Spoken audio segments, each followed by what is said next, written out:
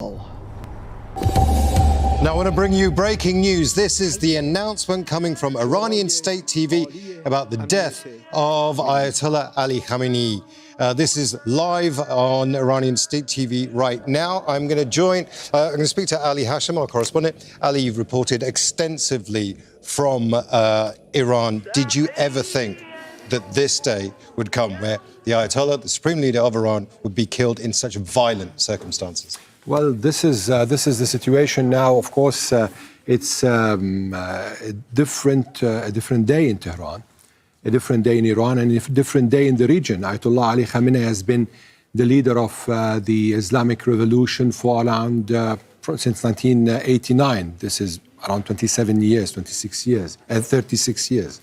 And of course, he witnessed a lot of events and changes, and actually the rise of the Islamic Republic in the region and intervention, wars. So this is a moment that personally I did not see it coming this way, but it's clear that he lived his life as a revolutionary. He was maybe the second or the third president in the history of the Islamic Republic, the second supreme leader. Before that, he was a dissident, he was an opposition figure, jailed, also went through several assassination attempts, and now he's announced as the second leader of Iran, and of course now he is being presented as the martyr of the Islamic Revolution. That word is very important, isn't it? For legacy, for the Ayatollah, the supreme leader. If he's called a martyr, that means people will rally around him, because this is an unjustified injustice that the Iranian supporters of him will see. It's an incredibly careful word that they've used, right? Probably if I'm to get into Ali Khamenei's mind, he would love to be given such an end as a martyr, as the Iranian television announced him. Given the fact all the phases he passed through, and there are people who view him in a positive way. There are people who view him in a very negative way.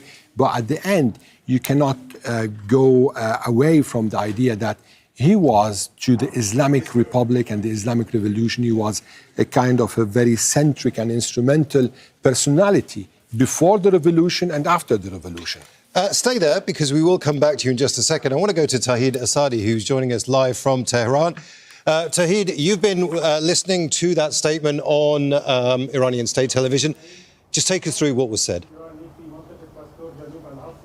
Well, the gist of the matter is that after hours following the announcement and reports coming from the United States and Israeli sources, and after the U.S. president saying that the Iranian supreme leader Ayatollah Ali Khamenei is dead, now we've got the confirmation from the state TV of the country that this death has been confirmed. So right now we can say that Iran's supreme leader is killed, is dead, and that is opening a very new phase of developments, domestically speaking, of course, when it comes to the foreign relations of the country. Speaking of the context, we know that earlier we yesterday heard reports of massive explosions being heard in Pastor neighborhood, an area in which the office of Supreme Leader and the office of Iranian President was located. Initial reports, initial statements coming from Tehran were on the basis of denial of reports related to the killing of Iran's supreme leader. But right now we've got the confirmation, and that opens a mechanism, that opens a sort of actually trajectory for appointment of a new leader. And then that, if I may, I can explain that according to the Article 111 of the Iranian Constitution, now there is going to be a council of 3 people: Iranian president, head of the judiciary, as well as 1 cleric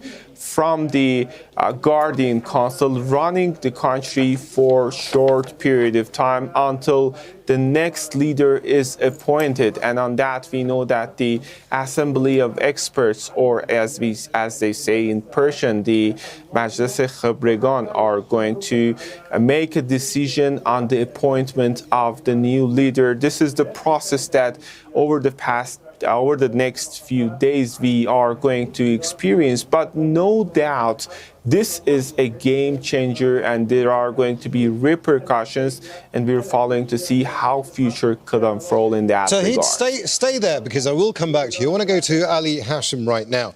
We've got to talk about succession right now. Now, Shia Islam is very hierarchical. One of the best examples of that is Hezbollah. We went from Hassan Nasrallah, the leader, the Secretary General of Hezbollah, all the way to Naim Qassem within days. The succession's been talked about. Tawhid was just mentioning there the Assembly of Experts. There is a process for all of this, but it's always a fool's game to try and figure out who might be the successor. But in this current situation, whoever takes over the role is not going to be in the mood to negotiate with the Americans. He's going to be a lot more hardline, right? Well, absolutely. Now, with the leader of the Islamic Republic and the Islamic Revolution killed by the Americans and the Israelis, the next leader is going to have to stand still and to be resilient when it comes to how to deal with the Americans. And this is one of the issues, that how the direction will be. Will it be a direction towards a revolutionary leader, a leader who is going to adhere more and more to the Islamic Republic and the Islamic Revolution? And you know, there are several influences in who the leader will be, because we have the security layer, we have the clerical layer, we have also the narrative layer. We start from the narrative layer with this leader ending up as a martyr. Well, let's talk about his life. Let's talk about his life. Let's talk about what his legacy actually is. We are now going to go to an obituary, which has been put together by Victoria Gatenby, taking a look back at his life. Born into a clerical family, Ali Khamenei studied at the religious seminary in Qom under the most prominent Shia scholars of the day, including Ruhollah Khomeini, who would later be the leader of the Iranian Revolution. Influenced by Khomeini's revolutionary ideas, Khamenei actively participated in anti-monarchy protests starting from 1963. He became a leading figure in establishing a new Iran after the monarchy was deposed in 1979. When the Iran-Iraq war broke out in 1980, the young Islamic Republic was struggling to establish itself both domestically and internationally. In 1981, Khamenei, a fiery orator in support of Khomeini, won the presidency. Throughout the 8-year war with Iraq, he frequently visited the front lines, earning the loyalty of the Revolutionary Guards. Iran was internationally isolated and economically devastated when Ayatollah Khomeini died in 1989. Hashemi Rafsanjani, one of the Islamic Republic's founding fathers, urged the Assembly of Experts to appoint Khamenei as the new supreme leader. I told Mr. Hashemi Rafsanjani that I would not accept this. I believe I do not deserve this position. Perhaps you and I know this. This would be symbolic leadership, not real leadership. But his leadership has been anything but symbolic. In the early 1990s, Khamenei focused on reviving Iran's economy. Iran began to reclaim a broader regional role after American military intervention in Iraq in 1991 that significantly weakened Iran's arch-enemy, Iraq's President Saddam Hussein. In 2003, the United States invaded Iraq again and deposed Saddam Hussein, giving Iran the opportunity to establish allied groups in Iraq. When the Arab Spring erupted in 2010, Iran supported Syrian President Bashar al-Assad's military suppression of the opposition, and its influence expanded in Syria, Iraq, Lebanon and Yemen, which Iran refers to as the axis of resistance. At home, Khamenei favoured conservative presidents throughout his tenure, but he frequently found himself at odds with presidents in a power struggle. Khamenei's leadership faced its strongest challenge during the 2009 presidential election, when many took to the streets for months claiming the election was rigged. The country faced socio-political tension and economic devastation as Western sanctions devastated its economy. Barack Obama's presidency raised hopes for improved ties. In 2015, Khamenei authorized then-President Hassan Rouhani to sign a nuclear deal with world powers, most notably the United States, under which Iran agreed to reduce its uranium enrichment in exchange for the lifting of Western sanctions. But the US withdrew from the agreement in 2018 under President Trump. Khamenei then directed officials to accelerate Iran's missile and nuclear programs. In 2020, the United States assassinated Qasem Soleimani, a staunch Khamenei supporter and commander of Iran's Quds forces, further deteriorating Iran's relations with the West. Amidst the economic crisis, discontent continued in Iran.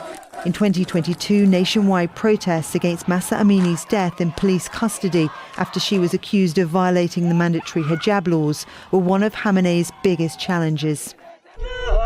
After the Hamas-led attack on October 7, 2023, Israel targeted Iranian officials, including its embassy in Damascus, in April 2024. Iran responded by launching hundreds of drones into Israeli territory.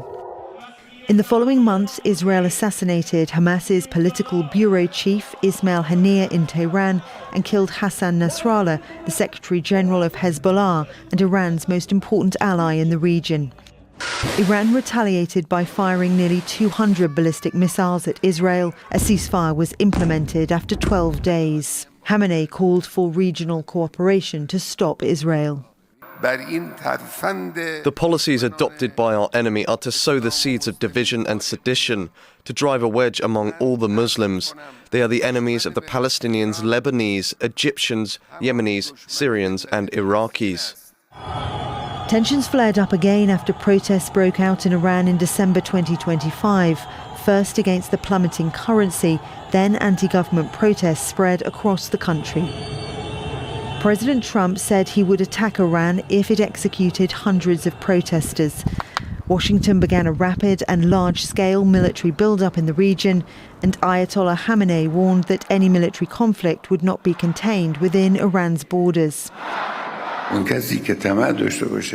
anyone who seeks to attack, the Iranian nation will deliver a strong blow.